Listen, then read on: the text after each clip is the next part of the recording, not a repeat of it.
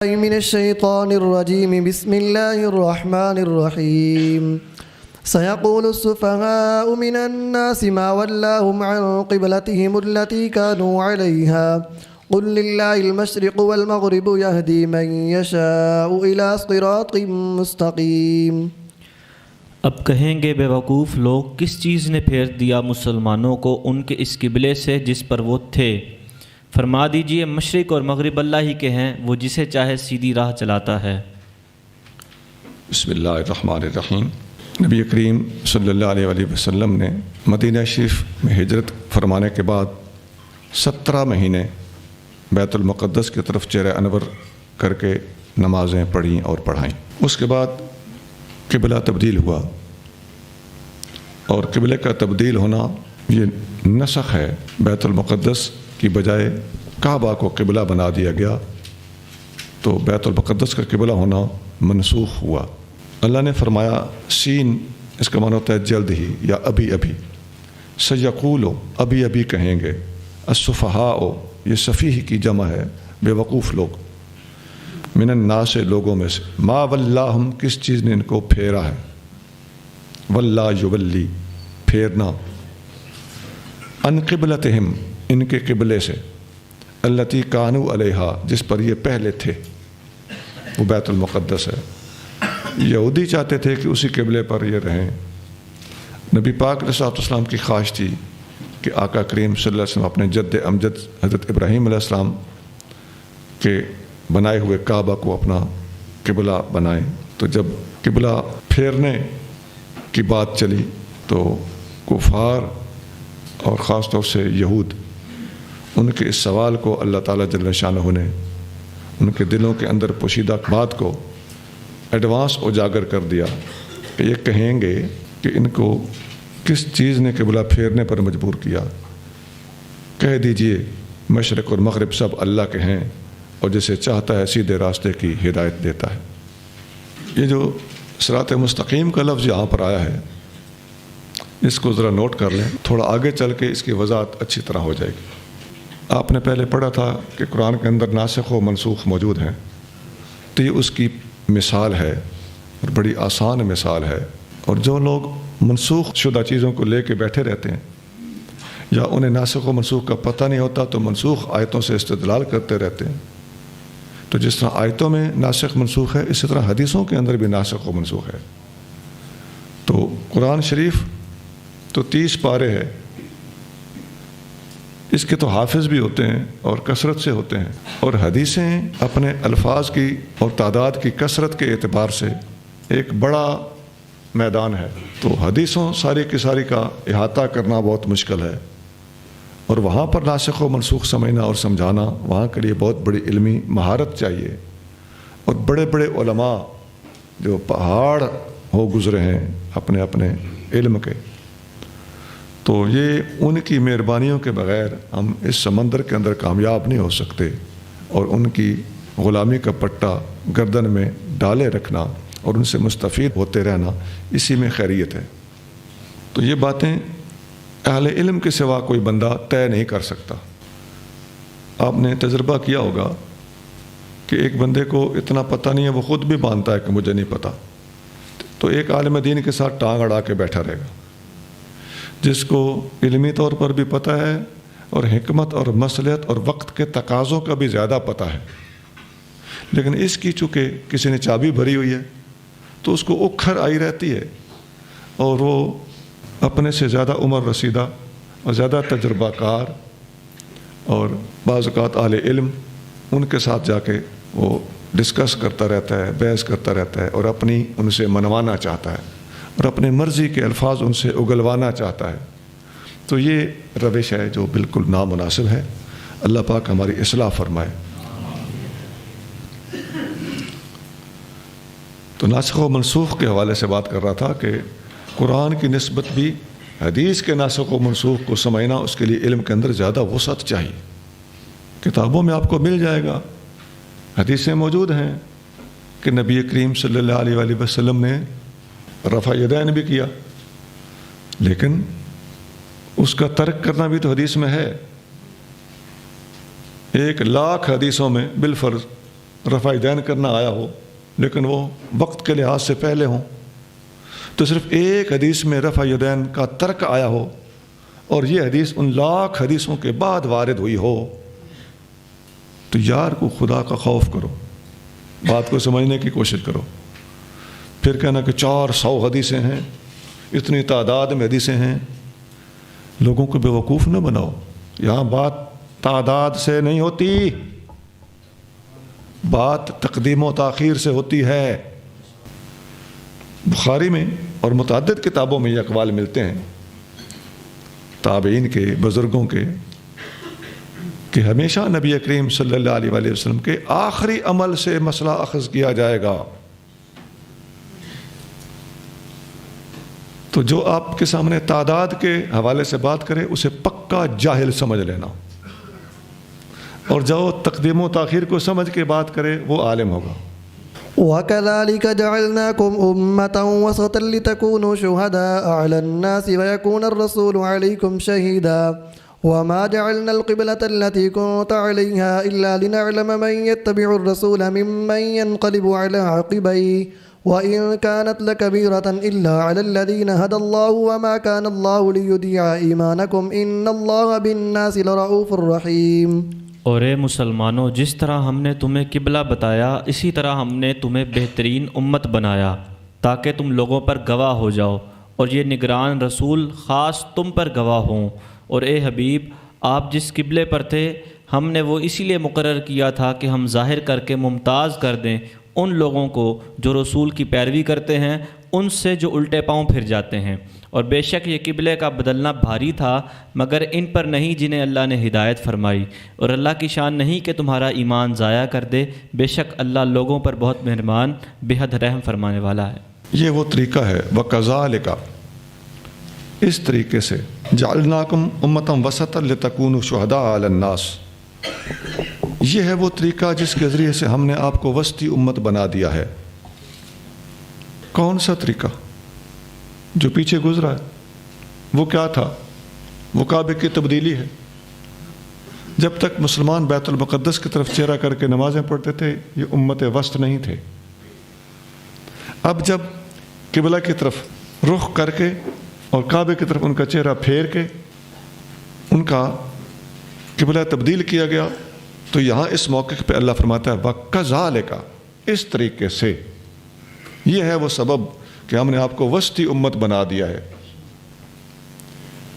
اچھا، وسطی امت کا ایک معنی ہے، وسط کا معنی ہوتا ہے درمیان، معتدل امت۔ ایک وسط اور اوسط افضل کو بھی کہتے ہیں۔ تو یہاں علماء نے امتن وسطن کا معنی کرتے ہوئے لکھا ہے ای عدلاً و خیراً، یعنی اعتدال والی اور سب سے افضل۔ اعتدال والی یہ ہو گیا پہلا معنی کہ امت اعتدال پر ہے، درمیان میں ہے، اور خیراً اس کا معنی ہو گیا افضل ہونا۔ تو میں نے کہا تھا کہ صراط مستقیم کی بات آگے آئے گی، تو ہم نے آپ کو اعتدال والی امت بنایا ہے، اور پیچھے اللہ تعالیٰ فرما رہا ہے کہ اللہ تعالیٰ جسے چاہتا ہے صراط مستقیم کی ہدایت دیتا ہے، اور یہاں فرما رہا ہے ہم نے آپ کو وسطی امت بنایا ہے، اور پیچھے آپ پڑھ کے آئے ہیں کہ صراط مستقیم وسط میں ہی ہوتا ہے۔ دونوں چیزوں کا آپ کے اندر بڑا گہرا تعلق، لنک اور کنسرن ثابت ہو گیا۔ آگے فرمایا امتن وسطن، وسطی امت اس طریقے سے بنانا، یہ اس طریقے کے لفظ بھی ذرا غور سے دیکھنا ہے۔ کعبے کی طرف رخ کرنے سے امت وسط ہو گئی، کیا مطلب؟ اس لیے کہ کعبہ بھی دنیا کے وسط میں موجود ہے۔ ہمارے علماء نے مکہ کا معنی یہ لکھا ہے اپنی کتابوں میں کہ مکہ کا معنی ہوتا ہے کہ ہڈی کے اندر جو گدا اور مکھ ہوتی ہے اسے مکہ کہتے ہیں عربی میں۔ تو مکہ کو، شہر مکہ کو مکہ اس لیے کہا جاتا ہے کہ جس طرح ہڈی کے اندر گدا ہڈی کے مرکز میں ہوتا ہے، اسی طرح مکہ بھی پوری دنیا کے اندر ہڈی کی مکھ کی طرح پوری دنیا کے سینٹر میں اور مرکز میں، درمیان میں موجود ہے۔ اب اللہ فرما رہا ہے وَكَذَلِكَ، اس طریقے سے، کس طریقے سے؟ آپ کا چہرہ بیت المقدس سے ہٹا کر کعبہ کی طرف پھیر کر ہم نے آپ کو وسطی امت بنا ڈالا ہے۔ کیوں کہ کعبہ دنیا کے وسط میں ہے، تو اس کی طرف منہ کر کے نماز پڑھنے والے بھی امت وسط کہلائیں گے۔ لِتَكُونُوا شُهَدَاءَ عَلَى النَّاسِ، تاکہ آپ لوگوں پر گواہ ہو جاؤ، تمام لوگوں کے اوپر اس امت کا گواہ ہونا۔ وسطی امت پورے لوگوں پر، پوری دنیا کے اوپر بڑے آرام سے گواہی دے سکتی ہے، جو افضل ہو، بلند ہو، جن کی کتاب سب سے اونچی ہو، جن کی کتاب میں ساری امتوں کے حالات اور احوال بھی دیے ہوئے ہوں، متعدد افضل ترین انبیاء علیہ السلام کے حالات ان کی کتاب میں موجود ہوں، ان کی تعلیم تمام انبیاء علیہ السلام کی تعلیم کا خلاصہ ہو، فَبِهُدَاهُ مُقْتَدِهْ، تو اور یہ ہوں بھی پوری دنیا کے وسطی علاقے سے کھڑا ہونے والے لوگ ہوں، تو ان کے سامنے ماضی بھی موجود ہو، ان کے سامنے مستقبل بھی موجود ہو، اور یہ خود بھی پوری دنیا کے اندر تمام امتوں سے زیادہ وسیع پیمانے میں امت بن کے رہ رہے ہوں، تو ان کی مثال ایسے سمجھو جیسے ایک بندہ دیوار کے اوپر کھڑا ہے اور ایک دیوار کے اس طرف ہے، دوسرا دیوار کے اس طرف ہے، تو اس طرف والا ادھر نہیں دے سکتا، اس طرف والا ادھر نہیں دے سکتا، اور یہ امت وسط میں کھڑی ہے اور دیوار کے اوپر کھڑی ہے، اس کو اوپر سے ادھر والے بھی نظر آ رہے ہیں، ادھر والے بھی نظر آ رہے ہیں، اپنا آپ بھی نظر آ رہا ہے، اس کے سامنے پورا نقشہ موجود ہے۔ ایسی ہی امت کو حق حاصل تھا کہ پوری دنیا کے اوپر یہ گواہ بنتی۔ اگلے الفاظ ہیں وَمَا جَعَلْنَا الْقِبْلَةَ الَّتِي كُنْتَ عَلَيْهَا إِلَّا لِنَعْلَمَ مَن يَتَّبِعُ الرَّسُولَ مِمَّن يَنْقَلِبُ عَلَىٰ عَقِبَيْهِ، ہم نے وہ پہلا قبلہ اس لیے مقرر کیا تھا تاکہ ہم لوگوں پر ظاہر کریں، واضح کریں کہ کون ہمارے رسول صلی اللہ علیہ وآلہ وسلم کی چپ چاپ پیروی کرتا ہے اور کون اعتراض کر کے الٹے پاؤں پھر جاتا ہے۔ ہم نے کھرا اور کھوٹا واضح کرنے کے لیے وہ قبلہ پہلے بنایا، اب قبلہ یہ بنایا، تبدیلی کر کے ہم نے کھرے کھوٹے کو سامنے کر دیا۔ اب یہ جو فرمایا ہم نے وہ قبلہ بنایا تھا، اللہ کہتا ہے وہ قبلہ بھی ہم نے بنایا تھا، جعلنا القبلہ، وہ بھی ہم ہی نے بنایا تھا۔ قرآن پورا پڑھ لیں الحمد سے والناس تک، قرآن کے اندر کوئی آیت آپ کو ایسی نہیں ملے گی جس کے اندر اس پرانے قبلہ بیت المقدس کو اپنا قبلہ بنانے کا حکم اللہ نے دیا ہوا ہو، ایسی کوئی آیت قرآن میں نہیں ہے۔ لیکن یہاں اللہ کہہ رہا ہے وہ ہم نے بنایا تھا، وہ قبلہ بھی ہم نے مقرر کیا تھا۔ تو یہاں سے ایک سبق ملتا ہے کہ اللہ تعالیٰ کی اپنے محبوب صلی اللہ علیہ وآلہ وسلم کے ساتھ قرآن کے علاوہ بھی باتیں ہوتی تھی۔ یہ حدیث، یہ آیت حجیت حدیث کی بہت بڑی دلیل ہے کہ نبی پاک صلی اللہ علیہ وآلہ وسلم کو اللہ نے جو پہلا قبلہ بنانے کا حکم دیا تھا قرآن میں نہیں تو پھر کہاں ہے؟ ظاہر ہے وہ حدیث میں ہے۔ اس کی اور بہت سی مثالیں ہیں، آگے وقت کے ساتھ ساتھ آتی رہیں گی۔ ایک اور جگہ پہ اللہ تعالیٰ فرماتا ہے وَمَا قَطَعْتُم مِّن لِّينَةٍ أَوْ تَرَكْتُمُوهَا قَائِمَةً عَلَىٰ أُصُولِهَا فَبِإِذْنِ اللَّهِ۔ وہ خیبر کے علاقے میں جب جنگ ہو رہی تھی تو آپ صلی اللہ علیہ وآلہ وسلم نے کچھ اپنی سیفٹی اور دشمنوں کا مقابلہ کرنے کے لیے کچھ درخت کٹوا دیے تھے، تو اس پر جب سوال اٹھا کہ درخت کیوں کاٹے گئے ہیں تو اللہ نے قرآن نازل کیا کہ ایک ٹہنی بھی اگر کاٹی گئی ہے اور ایک ٹہنی بھی اگر نہیں کاٹی گئی تو یہ سب کچھ فَبِإِذْنِ اللَّهِ، ہر چیز، ہر کام، ہر سٹیپ اللہ کے اذن اور حکم سے اٹھایا گیا ہے۔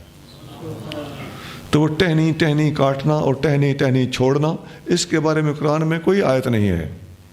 یہ اللہ نے اذن جو دیا تھا اپنے محبوب کو وہ قرآن کے علاوہ حدیثوں سے ثابت۔ اس پر مولانا محمد ایوب صاحب دہلوی کی کتاب حجیت حدیث کے موضوع پر ایک چھوٹی سی کتاب ہے، انہوں نے تقریباً 13 آیتیں قرآن شریف میں سے ایسی دکھائی ہیں جن آیتوں میں کچھ ایسے مسائل اور کچھ ایسی باتیں ہیں جن کے ہنٹس تو قرآن میں ہیں، ان کی تفسیر قرآن میں نہیں ہے، اور انہی 2 آیتیں جو میں نے آپ کو بتائی ہیں بالکل اسی طرز پر ثابت ہوتا ہے کہ یہ بات قرآن میں کہیں نہیں تو پھر کہاں ہے؟ یقیناً وہ حدیث میں۔ قد نرى تقلب وجهك في السماء فلنولينك قبلة ترضاها فول وجهك شطر المسجد الحرام وحيث ما كنتم فولوا وجوهكم شطره وإن الذين أوتوا الكتاب ليعلمون أنه الحق من ربهم وما الله بغافل عما يعملون۔ بے شک ہم دیکھ رہے ہیں آپ کے رخ انور کا بار بار آسمان کی طرف اٹھنا، تو ہم آپ کو ضرور پھیر دیں گے اس قبلے کی طرف جس پر آپ راضی ہیں، تو آپ پھیر لیں اپنا رخ مسجد حرام کی طرف، اور اے مسلمانوں تم جہاں کہیں ہو اپنا منہ اسی کی طرف پھیر لو، اور بے شک جنہیں کتاب دی گئی وہ ضرور جانتے ہیں کہ یہ ان کے رب کی طرف سے حق ہے، اور اللہ ان کے کسی کام سے بے خبر نہیں۔ نبی کریم صلی اللہ علیہ وآلہ وسلم قبلے کی تبدیلی کا خیال مبارک اور خواہش لے کر بار بار آسمان کی طرف چہرہ انور اٹھا اٹھا کر دیکھتے تھے کہ میں زبانی نہ بھی کہوں تو اللہ تعالیٰ تو میرے خیال بھی جانتا ہے۔ تو دل میں خیال پیدا ہوا تو آقا صلی اللہ علیہ وسلم نے آسمان کی طرف دیکھنا شروع کر دیا کہ میری مرضی پوری ہونے میں کتنی دیر لگتی ہے۔ یہاں مجھے بڑا یاد ہے، ہمارے استاد حضرت قبلہ حافظ مختار احمد صاحب رحمۃ اللہ علیہ ہمیں بتایا کرتے تھے کہ جب دعا کرو یا دل میں کوئی خواہش پیدا ہو تو اپنے اندر اس دعا یا اس خواہش کے بعد فکر پیدا کیا کرو اور تڑپ پیدا کیا کرو کہ میں نے دعا کی ہے قبول کیوں نہیں ہو رہی۔ تو یہ تڑپ اور فکر اور ارتکاز دعا کی قبولیت کا سبب ہوتا ہے۔ حضور غوث اعظم قدس سر العزیز ایک جگہ پر ارشاد فرماتے ہیں کہ ارادہ کیا ہے؟ بعض درویش فقیر بھی کہتے ہیں جی ارادہ کیا ہے، تو اب زور لگا کہ ارادہ بولنا، یہ تو ارادہ نہیں ہے، یا اس کے بارے میں اپنے اندر خیالات کو یا سوچوں کو یا فکر میں یہ سوچ میں رہنا کہ یار پتہ نہیں ارادہ ہوتا کیا ہے، کسی زور لگانے کا نام ارادہ ہوگا، ایسا نہیں ہے۔ آپ نے بڑی سادہ سی بات بتائی ہے کہ کسی بات کو دل میں بار بار دہرانا ارادہ ہوتا ہے۔ مقصد ہے کہ فکر قائم کر لینا، کام کیوں نہیں ہوا، یہ ارادہ ہو جائے گا۔ آقا صلی اللہ علیہ وآلہ وسلم بھی جب یہ خواہش دل میں آئی تو آسمان کی طرف دیکھتے تھے کہ ارادہ میں کروں اور پورا نہ ہو، یہ ہو کیسے سکتا؟ تو اللہ نے فرمایا فَلَنُوَلِّيَنَّكَ قِبْلَةً تَرْضَاهَا، ہم آپ کو اس قبلے کی طرف پھیر دیں گے جو آپ کو پسند ہے۔ تو ساتھ ہی فرمایا فَوَلِّ وَجْهَكَ شَطْرَ الْمَسْجِدِ الْحَرَامِ، بس مسجد حرام کی طرف اپنا چہرہ پھیر لیجئے۔ ترجمہ تو آپ پوری آیت کا سن چکے ہیں، یہاں جو بتانے والی بات ہے جو میری طرف سے وضاحت ضروری ہے وہ یہ ہے کہ نبی کریم صلی اللہ علیہ وآلہ وسلم کو جو اللہ نے فرمایا کہ ہم نے آپ کا چہرہ مبارک اٹھا کے دیکھنا دیکھا ہے، نبی پاک علیہ الصلوۃ والسلام کا اللہ تعالیٰ سے دعا کرنا اور اللہ تعالیٰ سے حسن ظن رکھنا اور دعا کی قبولیت کی توقع رکھنا یہ واجب ہے۔ اللہ تعالیٰ سے امید رکھنا کیا ہوتا ہے جی؟ واجب ہے۔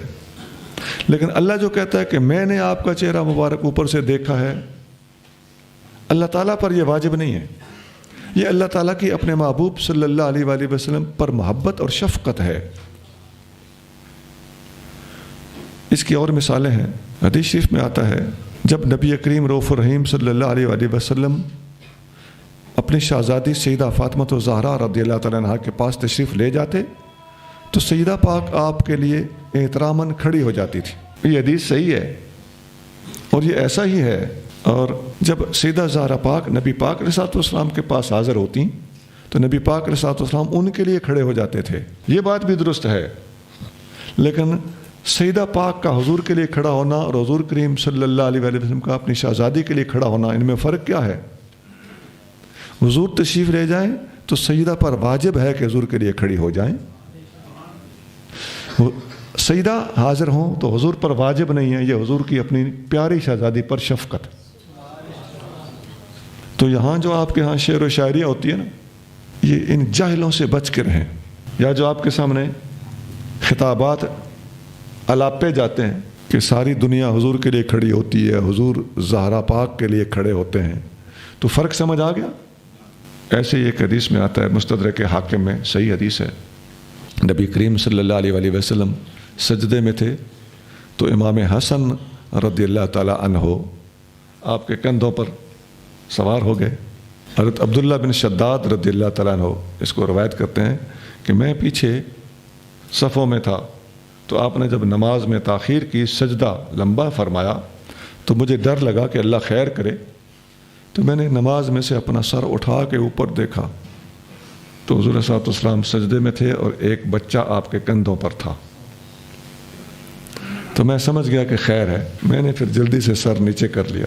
اب دیکھیں نا، نماز میں سر اٹھانے سے تو نماز ٹوٹ جاتی ہے نا، لیکن حضور کو دیکھنے سے نماز نہیں ٹوٹتی۔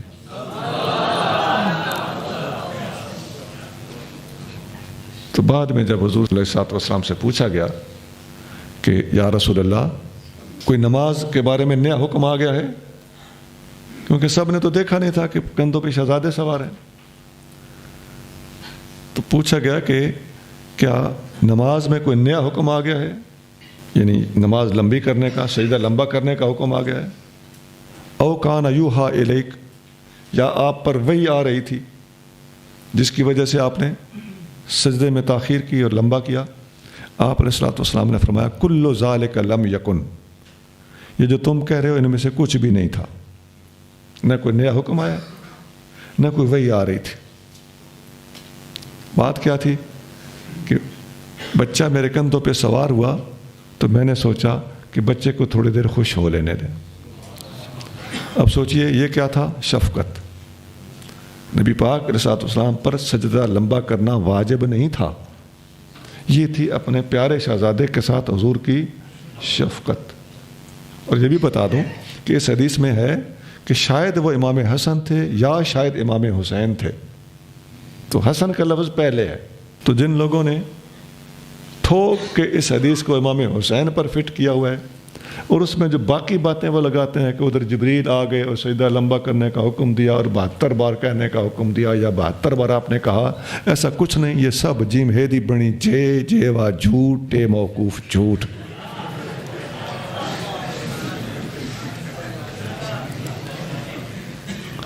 اصل حدیث یوں ہے، اور اس حدیث میں بھی زیادہ امکان کیا ہے کہ کون تھے؟ سیدنا امام حسن رضی اللہ تعالیٰ۔ تو آقا کا اپنی دعا کی قبولیت کی توقع رکھنا آقا کے لیے واجب ہے، اور اللہ کا اپنے محبوب کو اوپر سے شفقت کے ساتھ دیکھنا اللہ کی شفقت اور محبت ہے، اللہ پر کچھ واجب نہیں ہوتا۔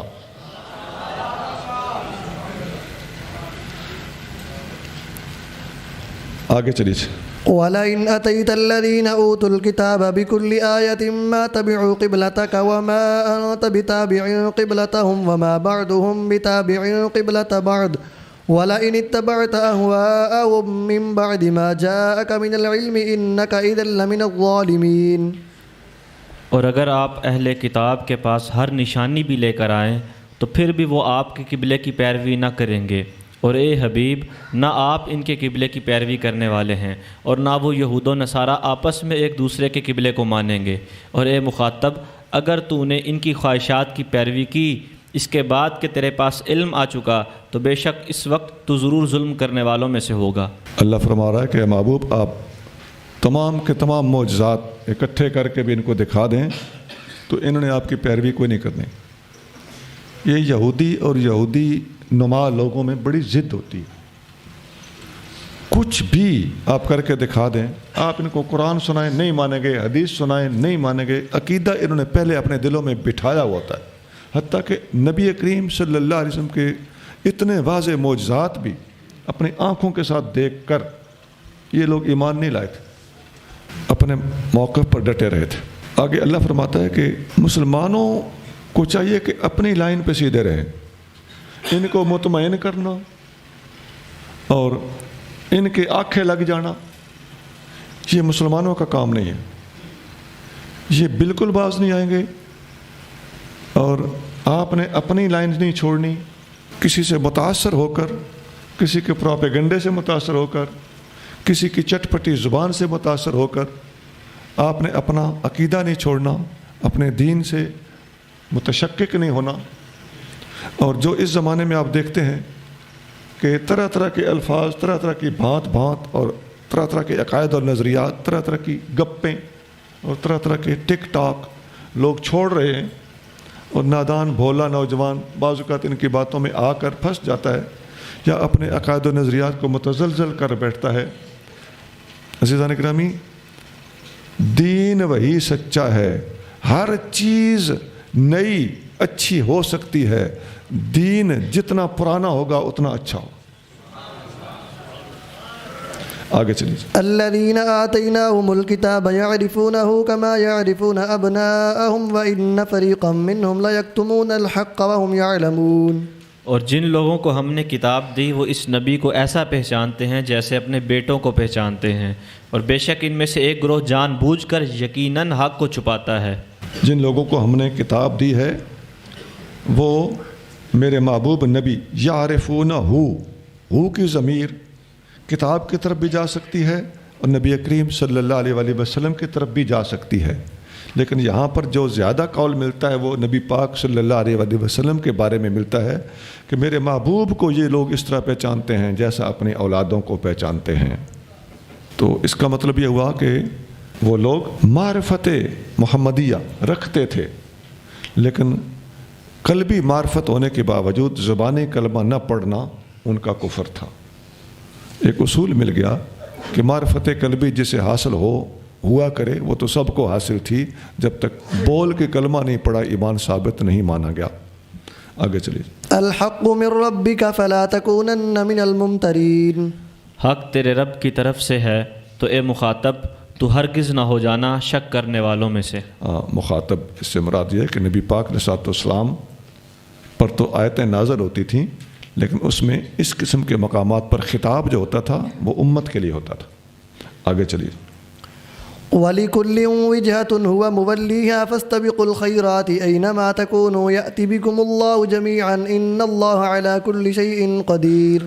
اور ہر ایک کے لیے ایک سمت ہے جس کی طرف وہ نماز میں رخ کرتا ہے، پس سبقت کرو نیکیوں میں، جہاں کہیں تم ہوگے اللہ تم سب کو لے آئے گا، بے شک اللہ جو چاہے اس پر قادر ہے۔ جی، ہر ایک کا کوئی نہ کوئی قبلہ ہوتا ہے، تو سب اپنا قبلہ مانیں تو وہ ٹھیک ہے، اگر مسلمان بنائیں یا مسلمان قبلہ مانیں تو اس پر اعتراض ہو، زیادہ گھبرانے کی کوئی بات نہیں، یہ لوگ عادی مجرم ہیں۔ فاستبقوا الخیرات، بس آپ خیر اور خیرات کے کاموں میں، بھلائی کے کاموں میں ایک دوسرے سے آگے نکلنے کی پوری ہمت لگائیں اور کوشش کرتے رہیں۔ حدیث شریف میں آتا ہے، سیدنا علی المرتضیٰ رضی اللہ تعالیٰ عنہ فرماتے ہیں کہ مَسْتَبَقْنَا إِلَىٰ خَيْرٍ قَطُّ إِلَّا سَبَقْنَا إِلَيْهِ ابو بکر۔ ہم نے جب بھی، یہی آیت کس کے الفاظ ہیں، فَاسْتَبِقُوا الْخَيْرَاتِ، آپ فرماتے ہیں ہم نے جب بھی خیرات اور بھلائی کے معاملے میں آگے نکلنے کی کوشش کی، ابو بکر ہم میں ہر میدان میں آگے نکل گیا۔ وَمِنْ حَيْثُ خَرَجْتَ فَوَلِّ وَجْهَكَ شَطْرَ الْمَسْجِدِ الْحَرَامِ وَإِنَّهُ لَلْحَقُّ مِنْ رَبِّكَ وَمَا اللَّهُ بِغَافِلٍ عَمَّا تَعْمَلُونَ۔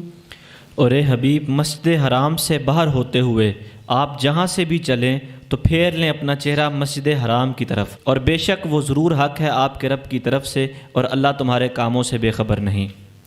آپ جدھر سے بھی نکلیں تو مسجد حرام کی طرف چہرہ پھیر لیں۔ تو یہ اس مضمون کی آیتیں پہلے گزر چکی ہیں، الفاظ پہلے گزر چکے ہیں، تو اہمیت کے پیش نظر قرآن کے اندر ایک بات کئی بار دہرائی بھی جاتی ہے، تو وہاں میں نے وہ حدیثیں نہیں سنائی، یہاں پر کافی حدیثیں ایسی موجود ہیں جن میں آتا ہے کہ نبی کریم صلی اللہ علیہ وآلہ وسلم نے جب قبلہ کی طرف رخ کر کے نماز پڑھی تو ایک صحابی دوڑتے ہوئے ایک مسجد میں گئے، تو آ کے صحابہ کرام کو بتایا کہ نبی کریم صلی اللہ علیہ وآلہ وسلم پر حکم آ چکا ہے، وہی آ چکی ہے کہ قبلہ تبدیل کیا جا چکا ہے۔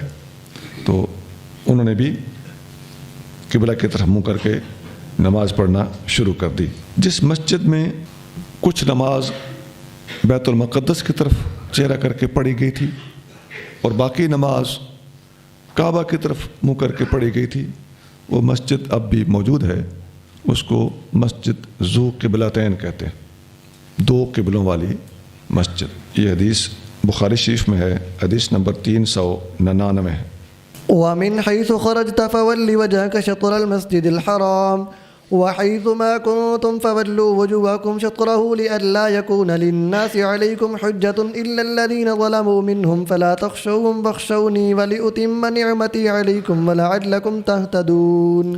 اور اے محبوب، مسجد حرام سے باہر ہوتے ہوئے آپ جہاں سے بھی چلیں تو کر لیں اپنا رخ نماز میں مسجد حرام کی جانب، اور اے مسلمانوں، تم مسجد حرام سے باہر جہاں بھی ہو اپنا منہ مسجد حرام کی طرف پھیر لو کہ لوگوں کو تم پر کوئی حجت نہ رہے، مگر ان میں سے جو ظالم ہیں وہ تم پر ضرور ناحق الزام رکھیں گے، تو ان سے نہ ڈرو اور مجھ سے ڈرو، اور اس لیے کہ میں پوری کر دوں تم پر اپنی نعمت اور تاکہ تم سیدھی راہ پاؤ۔ اکد استقبال القبلۃ اینما کان بآیتین، اللہ تعالیٰ نے قبلے کی طرف چہرہ کرنے والے حکم کو مؤکد کیا ہے، جہاں کہیں بھی ہوں آپ اپنا چہرہ ادھر کو پھیر لیں۔ اس کو دہرانا اس وجہ سے تھا کہ اس کے اوپر اعتراض اور اچھمبا سب سے زیادہ کیا گیا تھا، تو جس چیز کے خلاف زیادہ اعتراضات اٹھائے جائیں ایسی بات کو زیادہ تاکید کے ساتھ کرنا اور بار بار دہرانا یہ اللہ تعالیٰ کا طریقہ ہے۔ اور مسلمان آپ دیکھتے ہیں کہ جو ایشو بنتا ہے، جس مسئلے پر سوال زیادہ اٹھائے جاتے ہیں یا جس اسلامی معاملے پر مخالفین زیادہ اعتراض کرتے ہیں، تو اس کو زیادہ اہمیت دے کر اس پر زیادہ ڈسکس کرتے ہیں، اور اس پر باقاعدہ خطابات ہوتے ہیں، توضیحات ہوتی ہیں، اور اس پر زیادہ زور دیا جاتا ہے۔ یہ اللہ تعالیٰ جل شانہ کا طریقہ ہے۔ آگے چلیے۔ كما أرسلنا فيكم رسولا منكم يتلو عليكم آياتنا ويزكيكم ويعلمكم الكتاب والحكمة ويعلمكم ما لم تكونوا تعلمون۔ جس طرح ہم نے بھیجے تم میں ایک رسول تم میں سے، وہ پڑھتے ہیں تم پر ہماری آیتیں اور تمہیں پاک کرتے ہیں اور تمہیں کتاب اور حکمت سکھاتے ہیں اور تمہیں وہ سکھاتے ہیں جو تم نہ جانتے تھے۔ جی، یہ آیت پہلے اس کی تفسیر جو ہے سورۃ بقرہ کی آیت نمبر 129 میں صبح آپ نے تفصیل سے سنی اور پڑھی تھی۔ ایک حدیث میں آتا ہے کہ نبی کریم صلی اللہ علیہ وآلہ وسلم نے فرمایا، الا ان ربی امرنی ان اعلمکم ما جہلتم، خبردار میرے اللہ نے مجھے حکم دیا ہے کہ میں تمہیں بتاؤں اور سکھاؤں جو تم نہیں جانتے۔ یہ حدیث مسلم شریف میں ہے، حدیث نمبر 2865 ہے، اور سب کو پڑھانے اور بتانے کا تذکرہ حضور نے فرمایا کہ مجھے حکم ہوا ہے میرے اللہ کی طرف سے کہ میں سب کو بتاؤں، سب کو پڑھاؤں۔ اور ایک جگہ پہ اللہ تعالیٰ فرماتا ہے، سورۃ النساء میں آیت آئے گی 113 کہ وَعَلَّمَكَ مَا لَمْ تَكُنْ تَعْلَمْ، اے محبوب آپ کو اللہ نے وہ کچھ پڑھایا جو آپ اس سے پہلے نہیں جانتے تھے۔ تو اس کے ساتھ ایک اضافی الفاظ آگے بھی ہیں، وَكَانَ فَضْلُ اللَّهِ عَلَيْكَ عَظِيمًا، آپ پر اللہ کا فضل عظیم ہے۔ تو جو فضل عظیم والے الفاظ ہیں، یہ الفاظ بتاتے ہیں کہ جو کچھ نبی پاک علیہ الصلوۃ والسلام نے اپنی امت کو بتایا اس کی ایک حد تھی، اور جو کچھ اللہ نے اپنے محبوب کو بتایا اس کی اوپر کی حد تھی۔ آگے چلیے۔ فاذکرونی اذکرکم واشکروا لی ولا تکفرون، تو مجھے تم یاد کرو میں تمہیں یاد کروں گا، اور میرا شکر ادا کرتے رہو اور میری ناشکری نہ کرو۔ پچھلی آیت میں تھا کما ارسلنا فیکم رسولا، جیسا کہ ہم نے تمہارے اندر اپنا پیارا رسول بھیجا ہے، شان والا رسول بھیجا ہے۔ تو اس اگلی آیت کا تعلق اس پچھلی آیت کے ساتھ، جیسا کہ ہم نے بھیجا ہے، فذکرونی، تو اب میرا ذکر کرو۔ کیا مطلب؟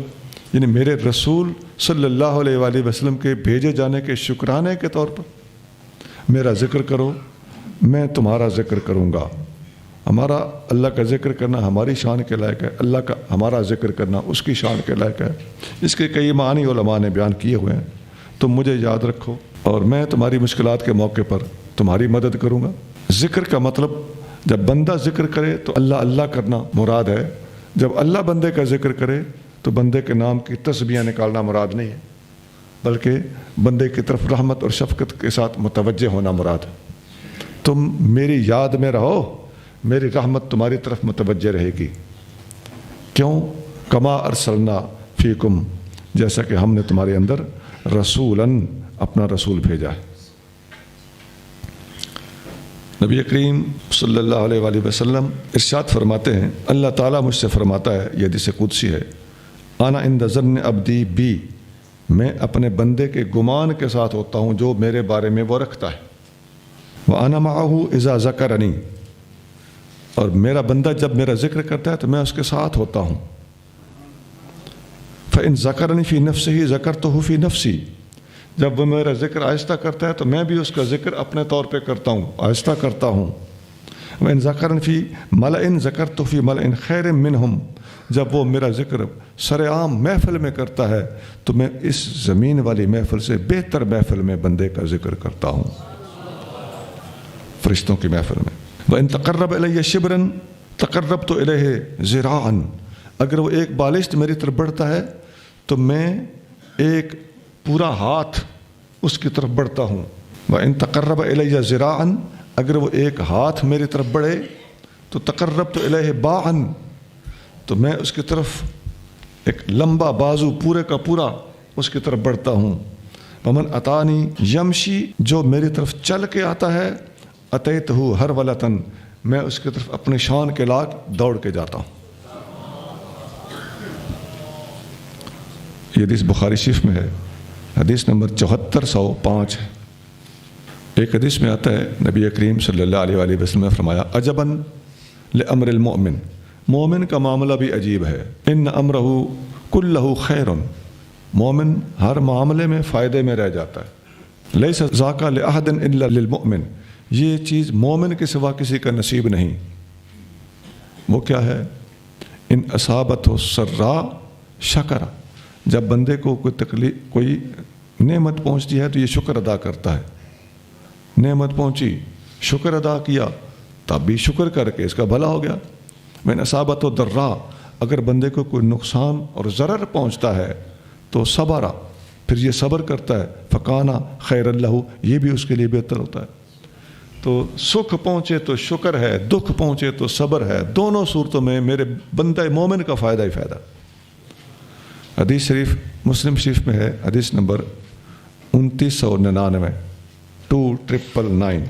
آیت کے جو الفاظ تھے، تم میرا ذکر کرو میں تمہارا ذکر کروں گا، واشکروا لی ولا تکفرون، اور میرا شکر ادا کرو، میرا کفران نعمت نہ کرو.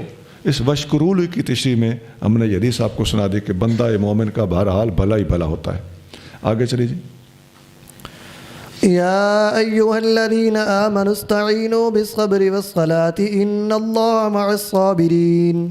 اے ایمان والو، مدد چاہو صبر اور نماز سے، بے شک اللہ صبر کرنے والوں کے ساتھ ہے. جی یہ آیت پہلے گزر چکی ہے.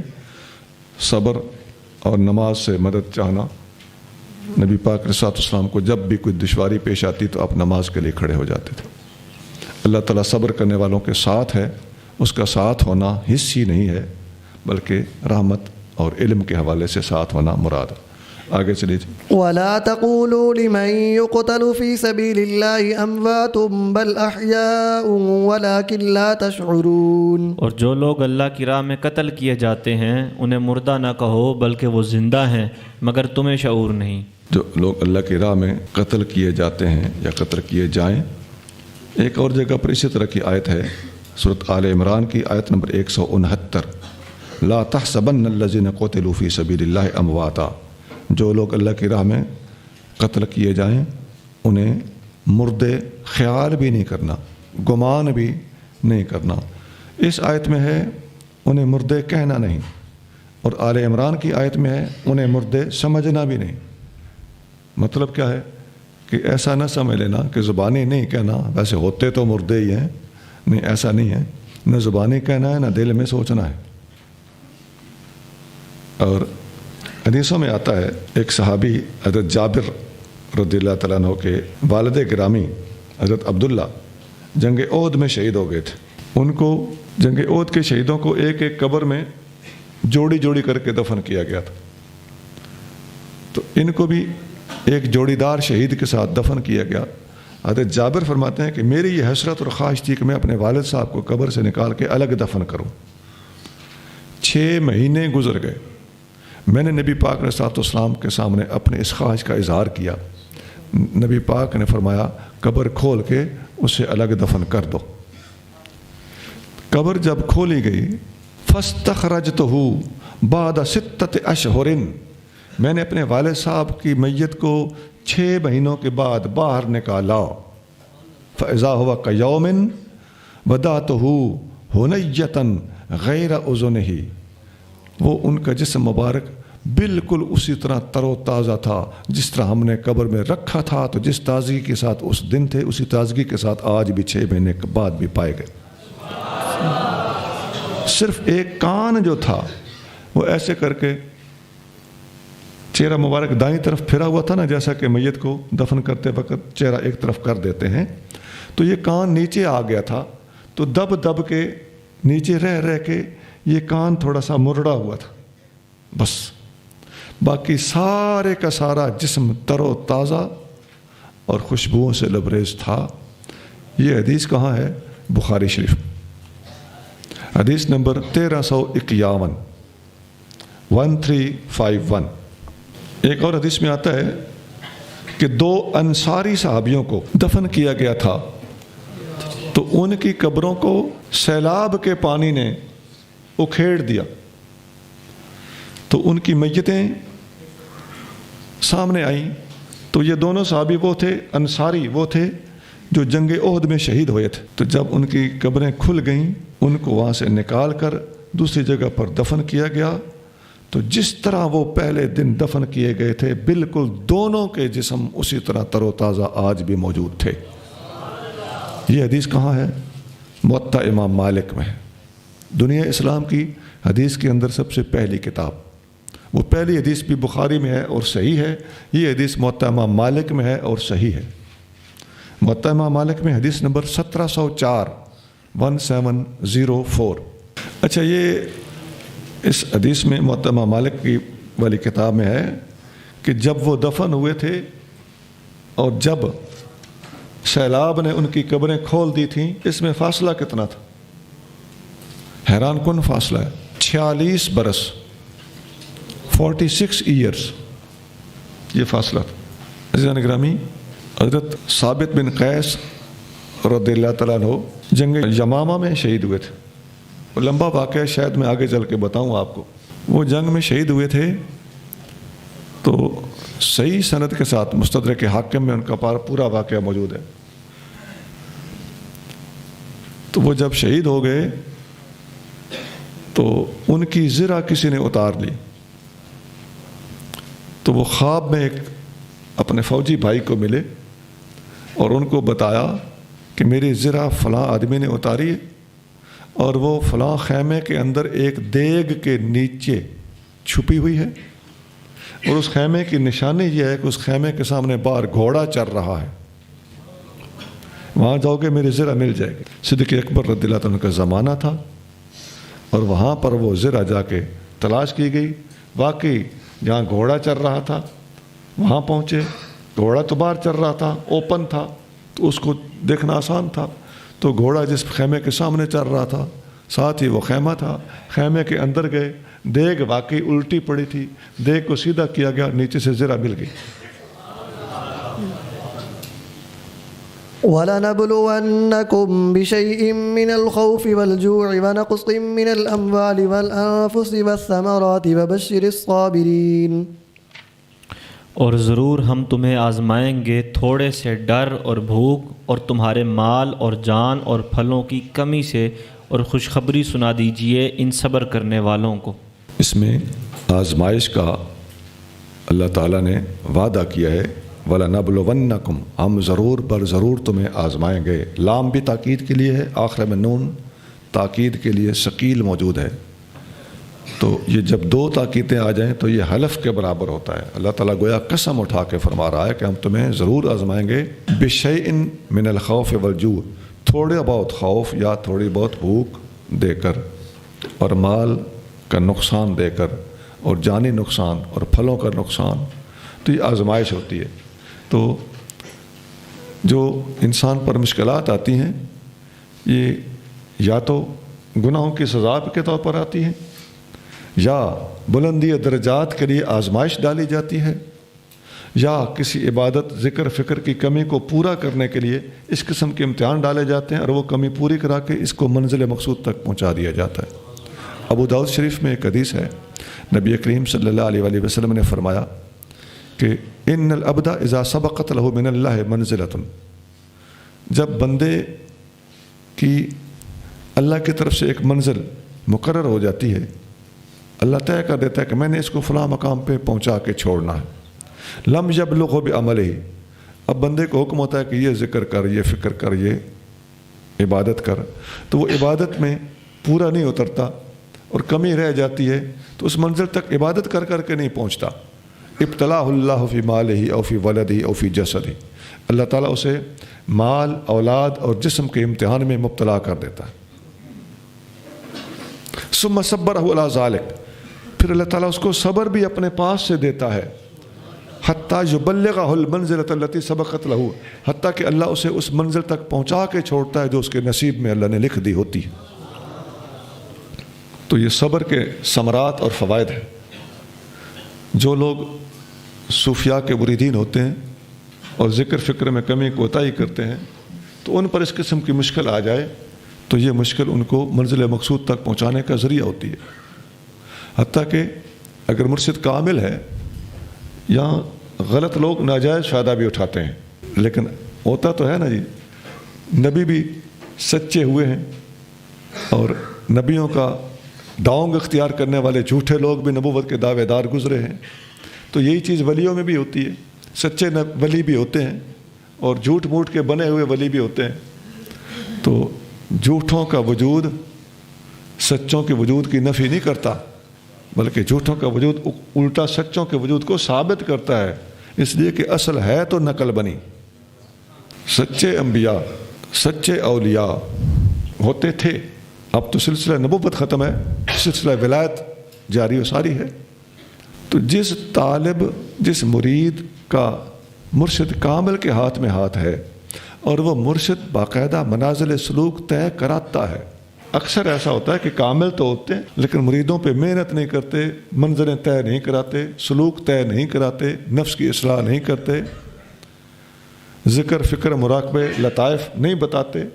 یہ کثرت سے ایسے بزرگ بھی موجود ہیں، اور بعض جگہ پر ایسا ہے کہ مناظر سلوک طے کرائی جاتی ہیں۔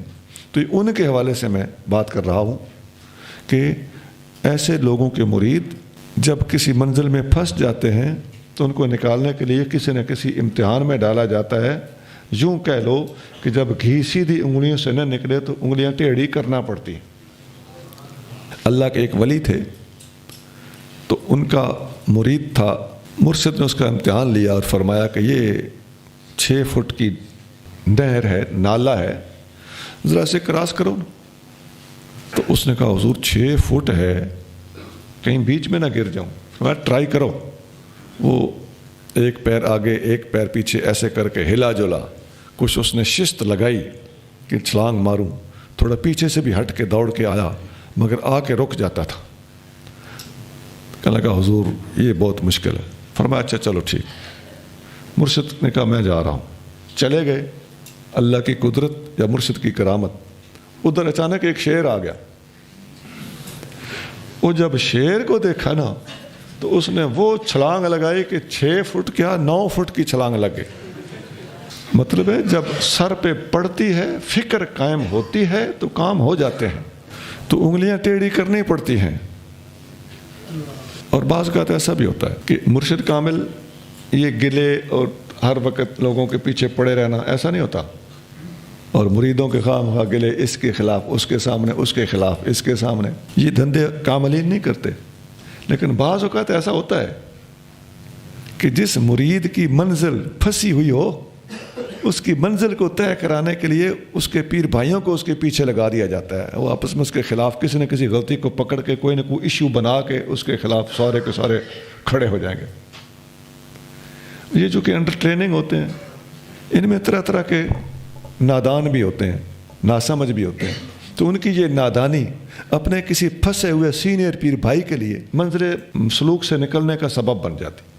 تو مرشد کبھی کسی کا گلہ کرے تو بدگمانی نہیں کرنی چاہیے، پتہ نہیں کیا معاملہ ہے۔ آگے چلیے۔ الذين إذا أصابتهم مصيبة قالوا إنا لله وإنا إليه راجعون۔ جب بھی انہیں کوئی مصیبت پہنچے تو کہیں بے شک ہم اللہ ہی کے لیے ہیں اور بے شک ہم اسی کی طرف لوٹنے والے ہیں۔ مشکل کے وقت انا للہ و انا الیہ راجعون پڑھنا چاہیے، جبکہ بے صبری نہیں کرنی چاہیے۔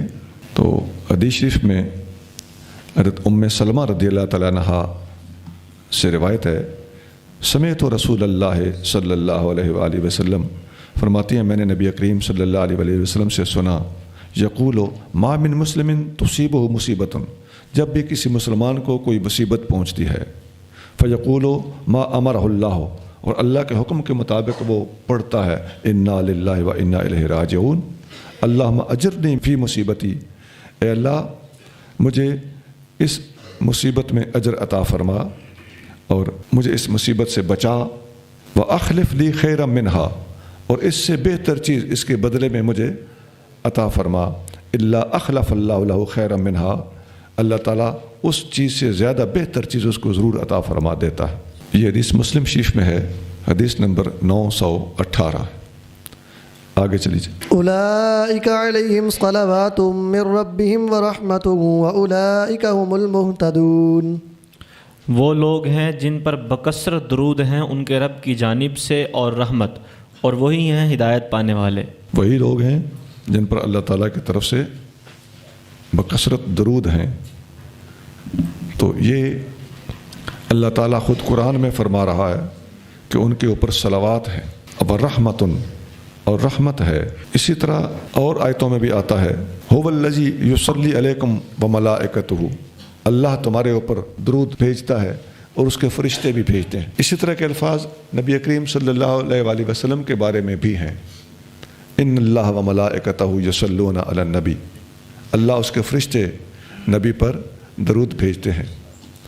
آپ نے مقدمے میں اور ابتدا میں کچھ اصول سمجھے تھے کہ لفظوں کے معنی موقع بحال کے مطابق بدلتے ہیں۔ جب اللہ اپنے محبوب پر درود بھیجے گا تو معنی اور ہوگا، جب عام انسانوں پر درود بھیجے گا تو معنی اور ہوگا، جب اللہ بھیجے گا تو معنی اور ہوگا، جب فرشتے بھیجیں گے تو معنی اور ہوگا، جب امت حضور پر درود پڑے گی تو معنی اور ہوگا۔ یہ باتیں حدیثوں کے اندر آپ دیکھ سکتے ہیں کہ درود شریف پڑھنے کے جو احکام ہیں ان کی تفصیلات موجود ہیں۔ تو حسب موقع لفظوں کا معنی اختیار کیا جاتا ہے۔ اب غیر نبی پر درود پڑھنا وہ نبیوں پر درود پڑھنے کے حوالے سے اس معنی میں نہیں ہوتا، اور اللہ تعالیٰ کا پڑھنا اور ہوتا ہے، اور ہمارا بھی لگ پڑھنا کہ جی اللہ نے پڑھا ہے تو ہم بھی پڑھیں، نہیں جناب۔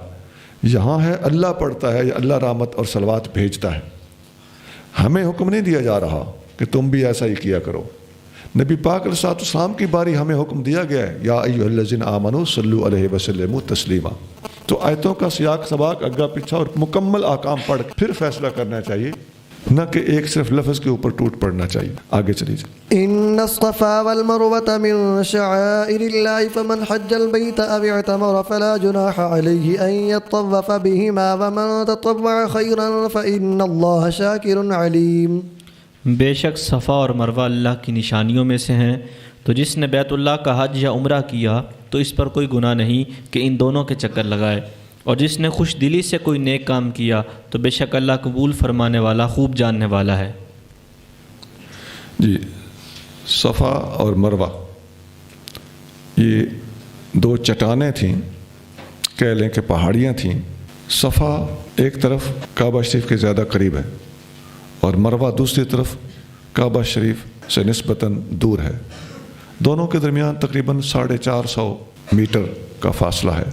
حضرت انس بن مالک رضی اللہ تعالیٰ عنہ فرماتے ہیں کہ ان کے درمیان اسلام سے پہلے بھی لوگ دوڑتے تھے، تو جب اسلام نے بھی ان کے درمیان دوڑنے کا حکم دیا تو ہمارے دل میں یہ وہم جاتا تھا کہ ان کے درمیان دوڑنا تو پرانے زمانے کے جاہلوں کا طریقہ رہا ہے، یہ کہیں غلط نہ ہو۔ تو اس وقت اللہ تعالیٰ جل شانہ نے یہ آیت نازل فرمائی کہ صفا اور مروہ اللہ کی نشانیوں میں سے ہیں، بے شک یہ لوگ ان کے درمیان دوڑتے تھے، تو ان کی جو غلط بات ہے ہم اس کو خود منسوخ اور کینسل کر دیں گے، اور جو ان کی درست بات ہے اس کو قائم رہنے دینا اور اس پر عمل آپ کا کرتے رہنا، یہ آپ کے اسلامی تعلیمات کے منافی نہیں ہے، یہ مشابہت کے زمرے میں نہیں آئے گا۔ یہ حدیث بخاری شریف میں ہے، حدیث نمبر 4496 ہے۔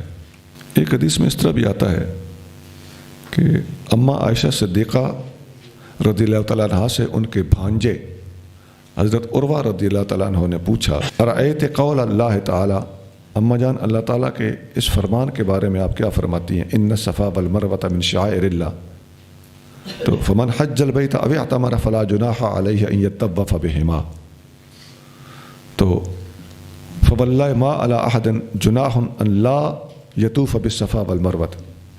تو اس کا ایک مطلب تو یہ بھی نکل رہا ہے، حضرت عروہ پوچھ رہے ہیں اماں عائشہ صدیقہ سے کہ اس آیت کا ایک مطلب یہ نکل رہا ہے کہ بندہ اگر صفا مروہ کے درمیان سعی اور دوڑ نہ بھی کرے تو اس میں کوئی حرج نہیں ہے، کیونکہ حکم دیا جا رہا ہے کہ اس کے درمیان دوڑنے میں کوئی حرج نہیں، تو کوئی حرج نہیں تو ایک ہلکی پھلکی بات ہوتی ہے، تو اس کا مطلب ہے کہ دوڑنے میں کوئی حرج نہیں تو نہ دوڑنے میں بھی پھر کوئی حرج نہیں۔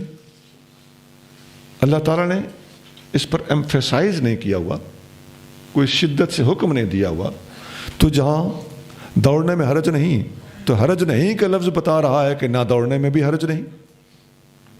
اماں پاک نے فرمایا بئس ما قلتا، غلط ہے جو تم نے کہا، یبن اختی، اے میرے بھانجے، ان ہذہ لو کانت کما اولتہا علیہ، جس طرح تو نے اس کا مطلب سمجھا ہے اگر یوں بات ہوتی تو کانت، آیت یوں ہونی تھی، لا جناح علیہ ان لا یتطوف بہما، تو آیت یوں ہونی تھی کہ کوئی حرج نہیں کہ ان دونوں کے درمیان سعی نہ بھی کرے، تو یہ آیت ہونی تھی یوں، لیکن یہاں ہے لا جناح علیہ ان یتطوف بہما ولکنھا انزلت فی الانصار، وضاحت سے فرمایا یہ انصاریوں کے بارے میں نازل ہوئی تھی، تو اس سے پہلے کانو قبل ان یسلموا یحلون لمنات الطاغیہ، یہ منات کا ارادہ کر کے گھر سے حج کے لیے احرام باندھ کے نکلتے تھے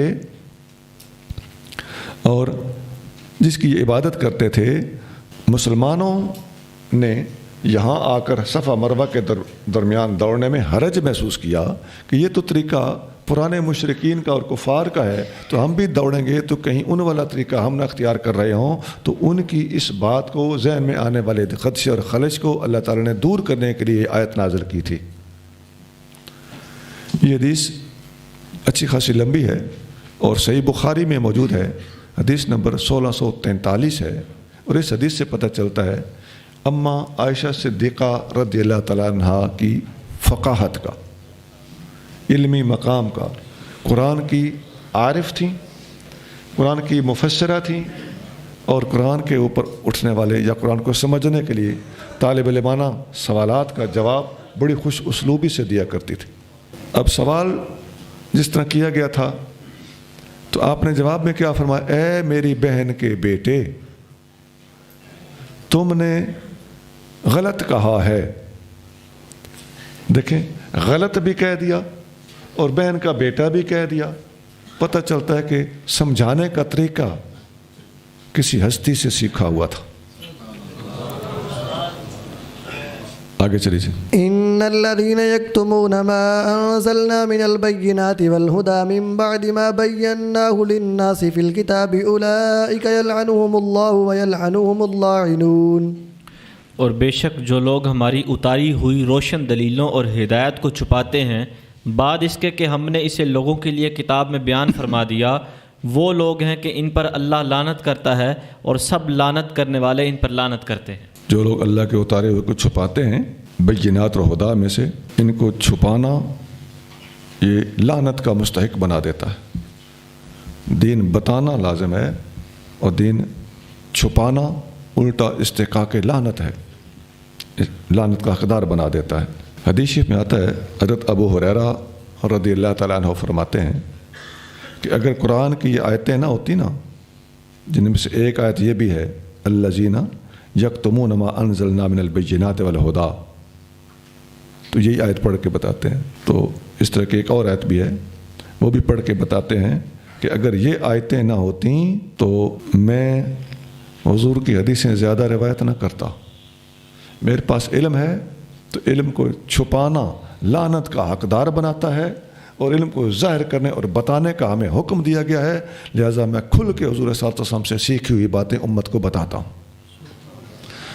یہ بخاری شریف میں حدیث نمبر 118۔ یہاں آپ دیکھ لیں کہ آیت پڑھ پڑھ کے صحابی باتیں ارشاد فرما رہے ہیں۔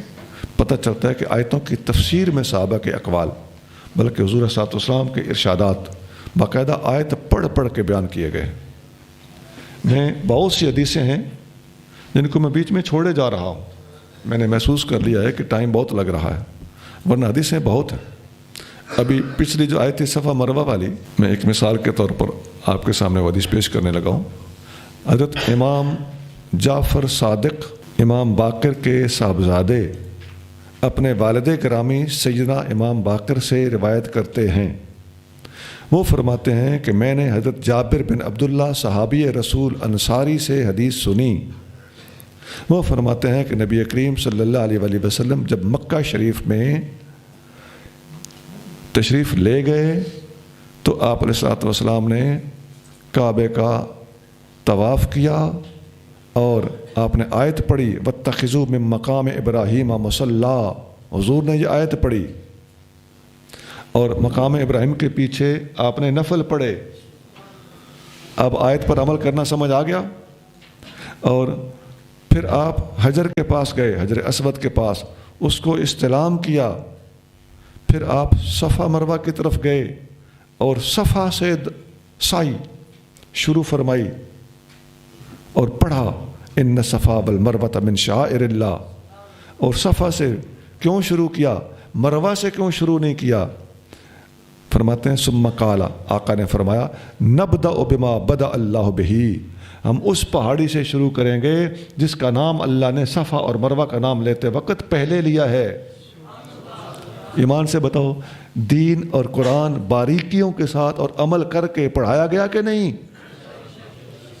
حدیث کہاں ہے؟ ترمذی شریف، حدیث نمبر 862، 862۔ آگے چلے جائیں۔ إلا الذين تابوا وأصلحوا وبينوا فأولئك أتوب عليهم وأنا التواب الرحيم۔ مگر جن لوگوں نے توبہ کی اور وہ ٹھیک ہو گئے اور ان چھپائی ہوئی باتوں کو انہوں نے ظاہر کر دیا تو میں ایسے لوگوں کی توبہ قبول کرتا ہوں اور میں بڑا ہی توبہ قبول کرنے والا ہوں، بے حد رحم فرمانے والا۔ پچھلی آیت سے استثناء فرمایا کہ جو لوگ چھپاتے ہیں ان پر لعنت ہے، ہاں جنہوں نے توبہ کر لی اور چھپائی ہوئی باتوں کو ظاہر کرنا شروع کر دیا۔ اور میرے محبوب صلی اللہ علیہ وآلہ وسلم کی شان جو ان کی کتابوں میں موجود تھی، پہلے چھپائی، لعنت کے حقدار بنے، اب توبہ کر کے ظاہر کرنا شروع کر دی تو اب رحمت کے حقدار بن گئے، اب ان کا اس لعنت میں سے استثناء ہو گیا۔ آگے جی۔ إن الذين كفروا وماتوا وهم كفار أولئك عليهم لعنة الله والملائكة والناس أجمعين۔ بے شک وہ لوگ جنہوں نے کفر کیا اور وہ کافر ہونے کی حالت میں مر گئے، وہ لوگ ہیں کہ ان پر اللہ کی لعنت ہے اور فرشتوں کی اور سب لوگوں کی۔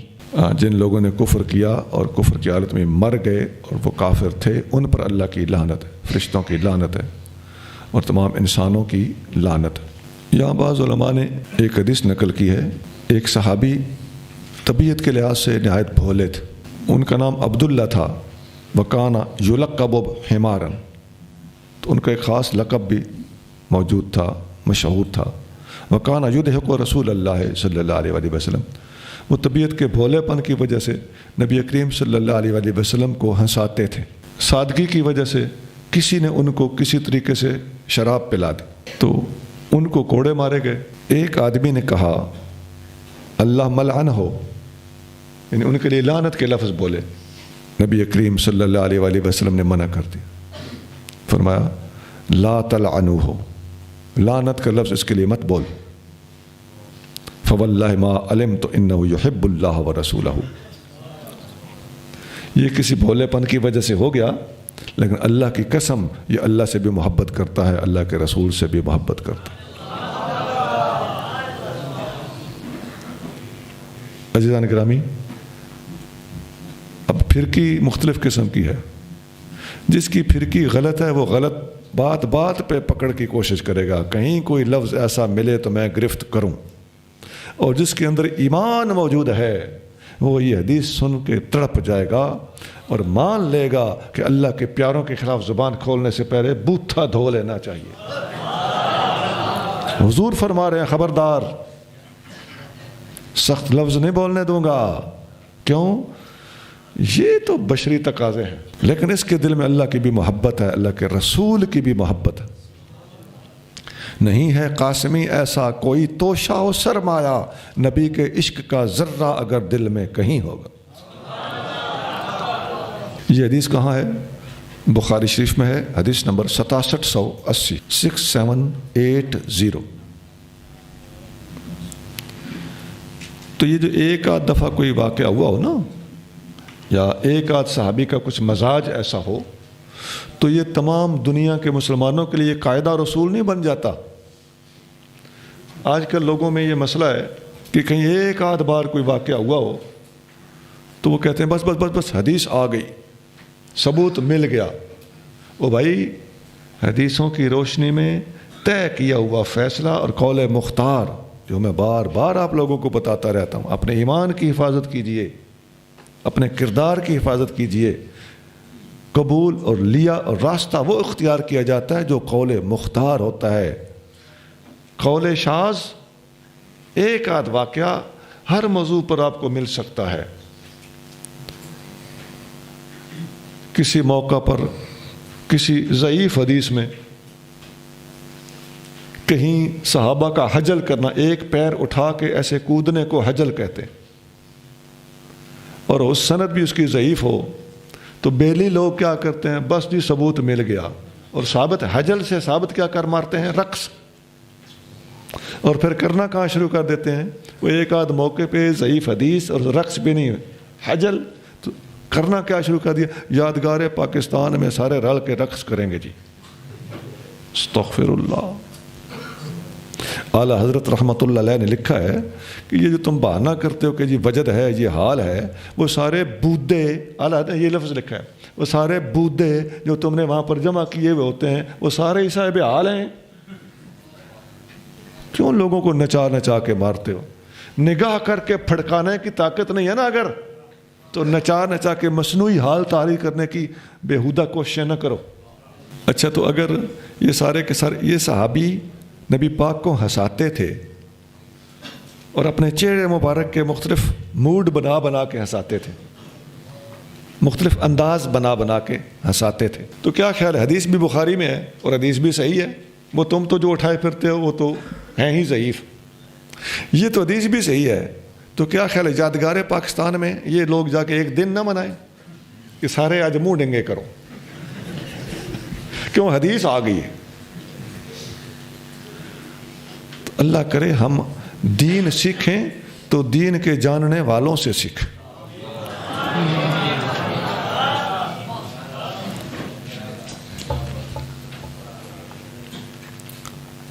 آگے چلیے۔ خالدین فیہا لا یخفف عنہم العذاب ولا هم ینظرون، ہمیشہ اس میں رہیں گے، نہ ان سے عذاب ہلکا کیا جائے گا اور نہ انہیں مہلت ملے گی۔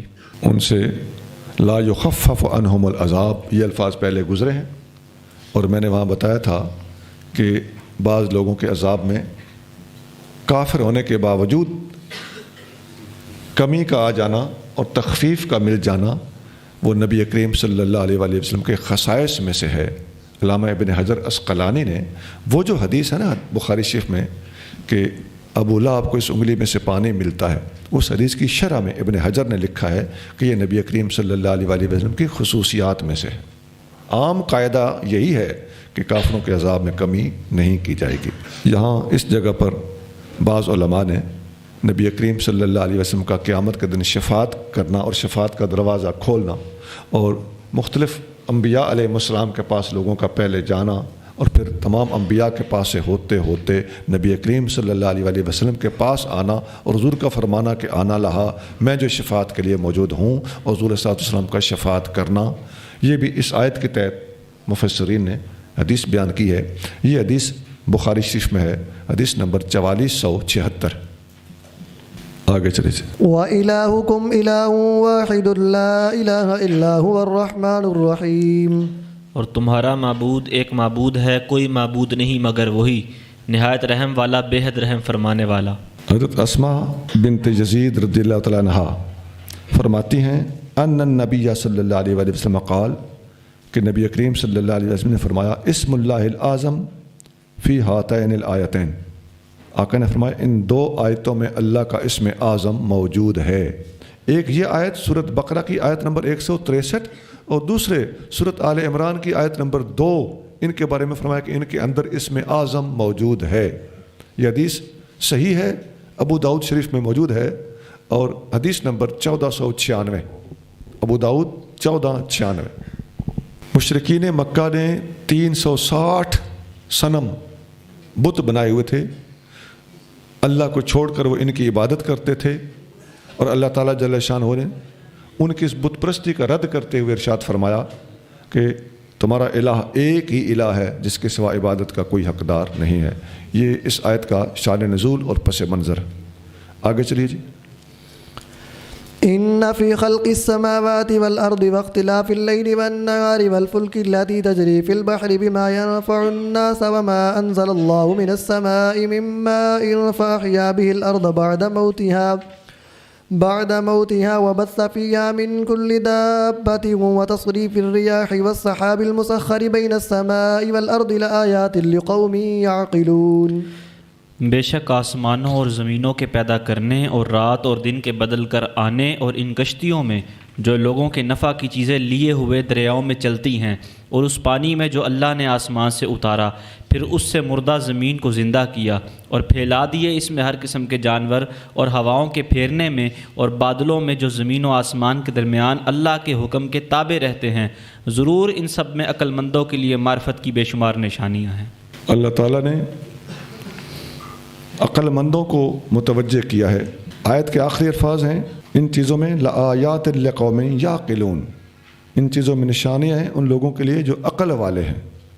تو گویا اس آیت میں عقلی طور پر اللہ تعالیٰ نے سوچنے کی طرف متوجہ کیا ہے کہ دیکھو آسمان کی تخلیق، زمین کا پیدا کیا جانا، رات اور دن کا عدل بدل کے آتے جاتے رہنا، اور دریاؤں سمندروں کے اندر کشتی کا چلنا، اور ان چیزوں میں لوگوں کے نفع اور فائدے ہونا، اور اللہ تعالیٰ کا آسمان سے پانی اتارنا، یہ چیزیں آپ گنتے جائیں، ہر ایک چیز کی طرف اللہ تعالیٰ متوجہ فرما رہا ہے، اور اس کے ذریعے سے زمین کو زندہ کر کے زمین میں سے فصل اگانا، جبکہ یہ زمین پہلے بنجر تھی، پانی کے بغیر کچھ نہیں اگا رہی تھی۔ وبث فیہا من کل دابہ، زمین کے اندر ہر طرح کے جانور پھیلائے، وتصریف الریاح، اور ہواؤں کا گھومنا پھرنا اور چلنا، تیز چلنا اور جھکڑ چلنا، والسحاب المسخر بین السماء والارض، اور آسمان اور زمین کے درمیان گھومتے پھرتے بادلوں کا موجود ہونا، یہ ساری کی ساری باتیں گنیں، یہ چیزیں اللہ تعالیٰ کے وجود اور اس کی قدرت کی نشانیاں ہیں۔ یہاں علامہ قاضی بیضاوی رحمۃ اللہ علیہ نے تمام مفسرین سے بڑھ کر لکھا ہے اور سب سے اچھا لکھا۔ جتنی تفسیریں میں نے دیکھی ہیں، ڈھیر ساری دیکھی ہیں اس موقع پر، علامہ بیضاوی نے سب سے اچھا لکھا۔ تو بیضاوی کہتے ہیں کہ اگر ان چیزوں کو یہ مانا جائے کہ ان کا خالق کوئی نہیں، یہ خود بخود پیدا ہو گئی تھیں، تو یہ ناممکن ہے۔ کوئی چیز از خود وجود پذیر نہیں ہو سکتی، اور ان چیزوں کو بنانے والا اگر کوئی کہے کہ اس چیز کو فلاں نے بنایا، تو فلاں کو کس نے بنایا، اس فلاں کو کس نے بنایا، اس فلاں کو کس نے بنایا، تو یہ چلتے چلتے آخر تک اس کا تو تسلسل قائم ہو جائے گا اور بات اینڈ پہ پہنچے گی نہیں۔ یہ سوال ہر بنانے والے پر، ہر چیز کے خالق پر سوال اٹھے گا کہ اس خالق کا خالق کون ہے۔ تو آپ فرماتے ہیں کہ تسلسل محال ہوتا ہے، اور اس محال تسلسل کو منقطع کرنے کے لیے کسی واجب الوجود پر جا کر انتہا پذیر ہونا ہی پڑے گا، کسی نہ کسی ہستی کو اینڈ پہ ماننا ہی پڑے گا، جس کو اینڈ پہ تم ماننے پر مجبور ہو جاؤ گے، اسی کو ہم اللہ کہتے ہیں۔ تو تم نے 2 3 4 قدم 50 قدم 1000 قدم 1,00,000 قدم آگے جا کے ماننا تھا، ہم نے پہلے قدم پر ہی مان لیا۔ تو سارا دن ذلیل ہو کہ شام کو جس گھر آنا ہو نا اسی گھر کو پہلے ہی ٹائم پہ تسلیم کر لینے میں خیریت ہوتی ہے۔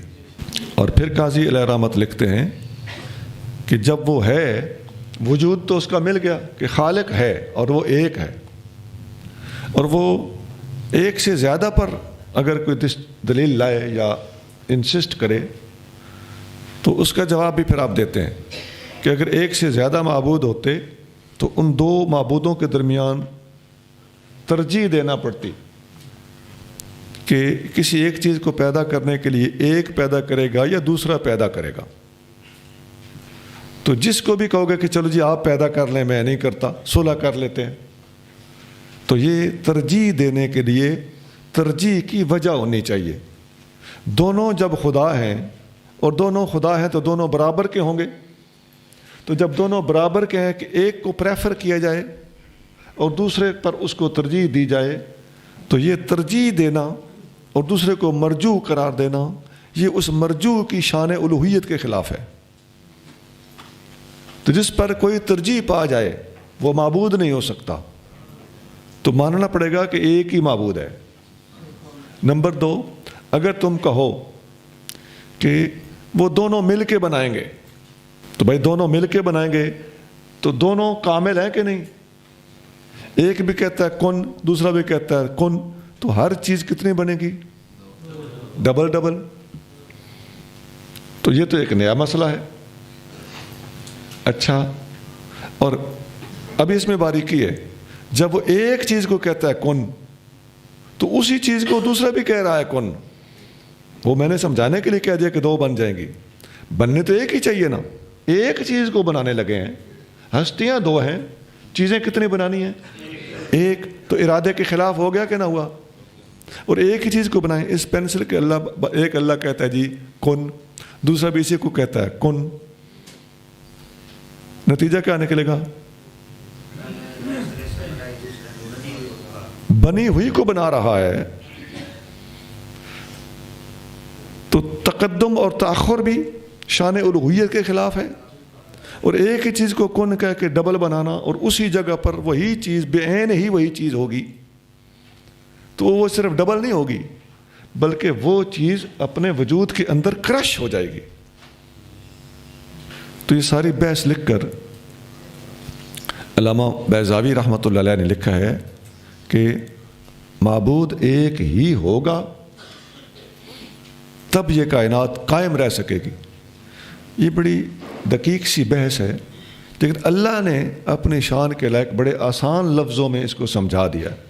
آگے چل کے اللہ کریم ایک اور جگہ پر ارشاد فرماتا ہے، لو کان فیہما آلہۃ الا اللہ لفسدتا، اگر زمین و آسمان میں اللہ کے سوا کوئی اور بھی معبود ہوتا تو زمین و آسمان دونوں فساد کا شکار ہو جاتے۔